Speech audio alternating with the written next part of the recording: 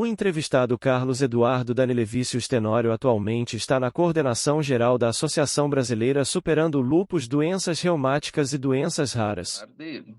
Uhum. Exatamente.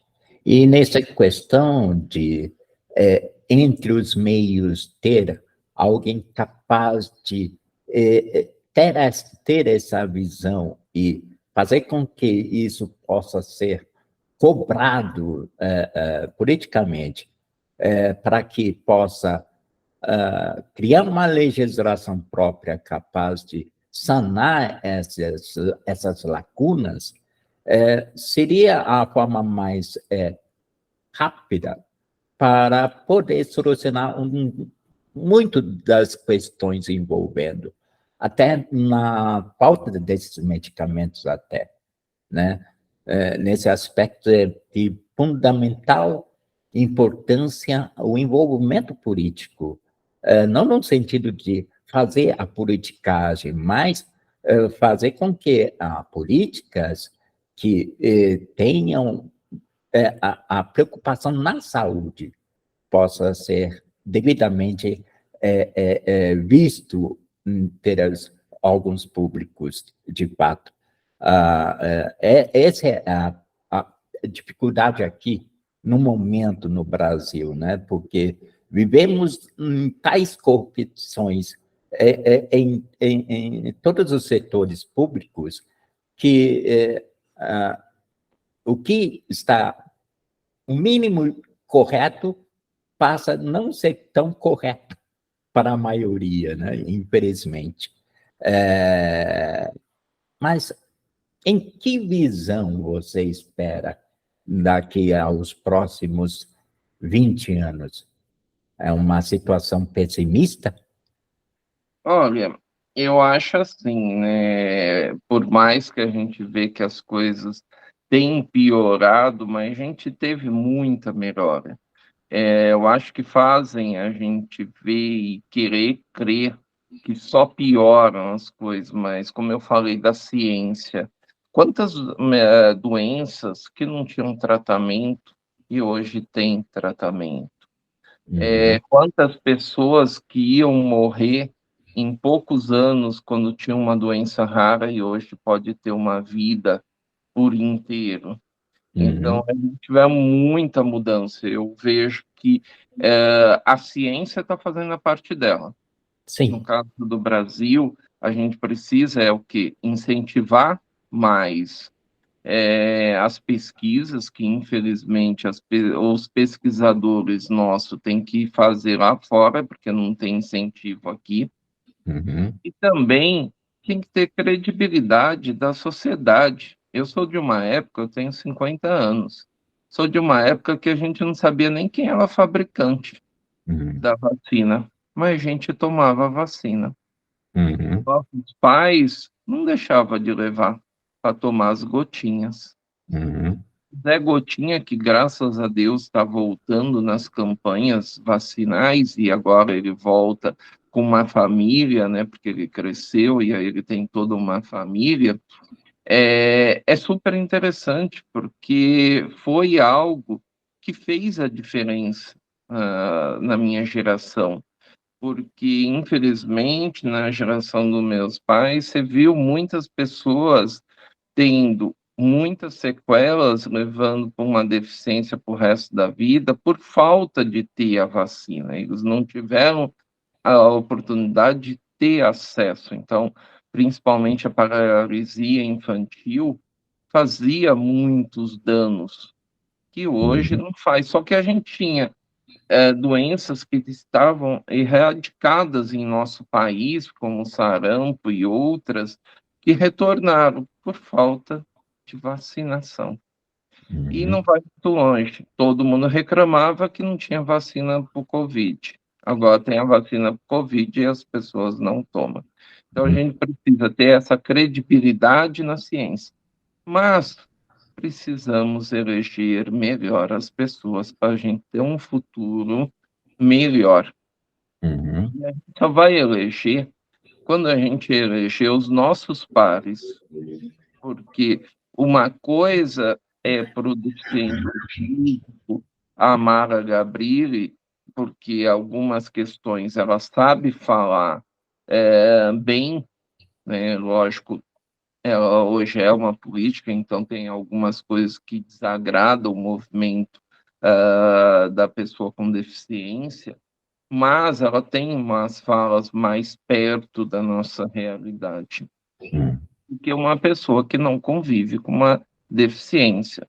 Uhum. Quando a gente tem um rapaz que ele era suplente, ele assumiu como deputado federal, ele convive com uma doença rara, então ele conseguiu agilizar alguns projetos de leis voltado nessa questão, porque ele sabe o que é sofrer com a doença, com a falta de medicação, com a falta de profissionais, com a falta de órteses, próteses e outros acessórios, que não é um luxo, é uma necessidade para fazer o quê?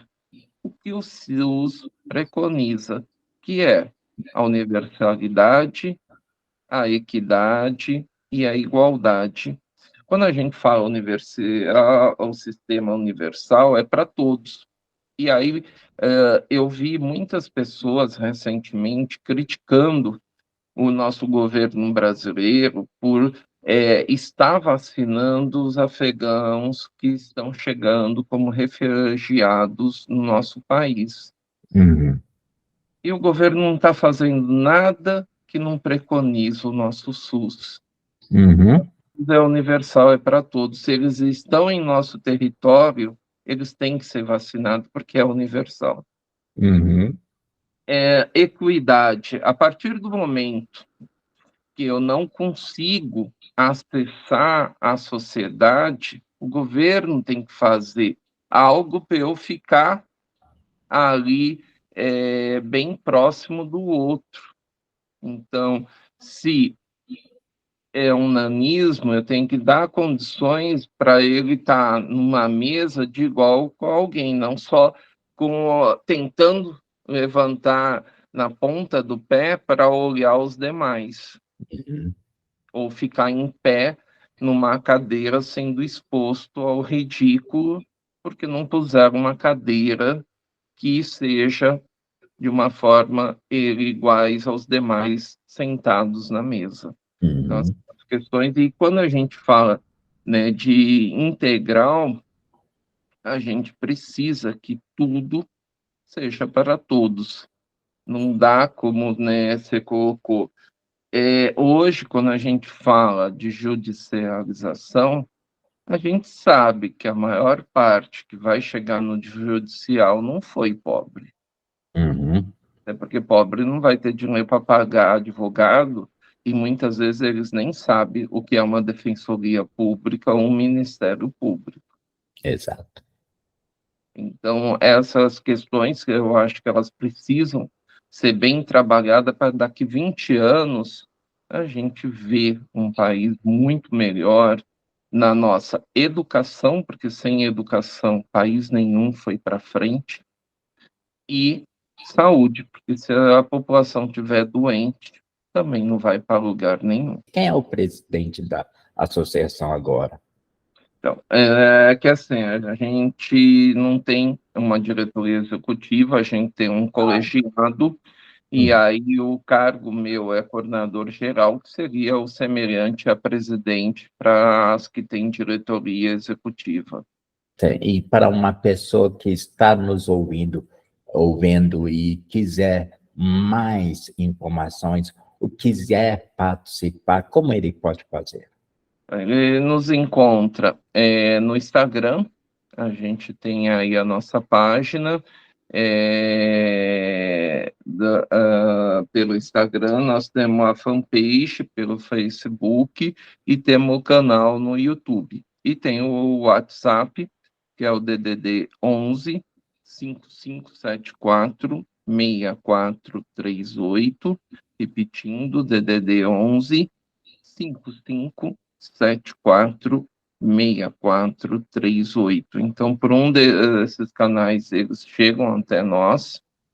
E hoje, pós-pandemia, nossas atividades, a maior parte, elas estão sendo tudo virtual, porque isso facilitou muito porque as pessoas tinham que chegar até onde nós estávamos, então Uhum. nós não estamos em todo o território brasileiro, assim, a gente consegue chegar hoje em todo o território brasileiro, e também porque tinha pessoas que não tinham, às vezes, a isenção para o transporte público, uma parcela tem, mas outra não, e a gente sabe que para alguns é difícil pagar a condução, Uhum. o transporte público, e às vezes não tinha condições físicas para sair de casa, estava com tanta dor, com suas articulações tão comprometidas que não dava para sair. Então, hoje, isso também, eu acho que a tecnologia trouxe de facilidade, e aí por isso que eu falo que, né, a ciência, se não fosse todo esse avanço tecnológico, a gente teria ficado sem comunicação com o público na pandemia. E Uhum. isso não aconteceu. Nós vimos o nosso público multiplicar, né? Quem fazia eventos para ter 200 pessoas presencial, a gente vimos lives com mais de 30 mil pessoas. Então você leva um susto, né? Porque você Uhum. fala, meu Deus, aonde vai parar isso? Uhum. E podemos chegar em todos os cantos do nosso país, levando informação precisa e segura, e mostrando que o diagnóstico de uma doença grave não significa um fim, né? Porque muitos vê como um tsunami que chegou na sua vida e está sendo levado tudo. Só que com a informação a gente aprende a conviver com a doença, a enfrentar e voltar a ter um convívio social dentro da sociedade. Algumas entidades dão, além de informações, apoio. Na sua, a central de apoio de atendimento às pessoas que procuram, como é que é esse atendimento? A gente acolhe, em primeiro lugar, quem está chegando, né, pela primeira vez, seja ele quem acabou de ter um diagnóstico ou quem estava anos em remissão e voltou a ter atividade da doença, e às vezes é difícil. A gente informa, a gente orienta, porque tem muitas coisas que ele pode fazer mesmo estando em casa para ter qualidade de vida.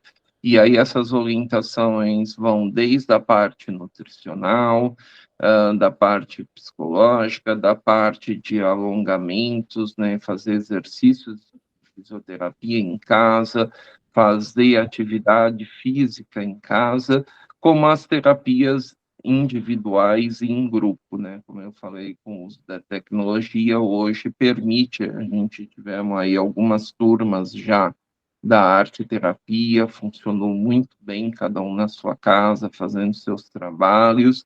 Uhum. Nós tivemos oficinas de criatividade, rodas de conversas, e agora a gente está começando um novo trabalho que antes era só presencial, que é o trabalho da psicanálise.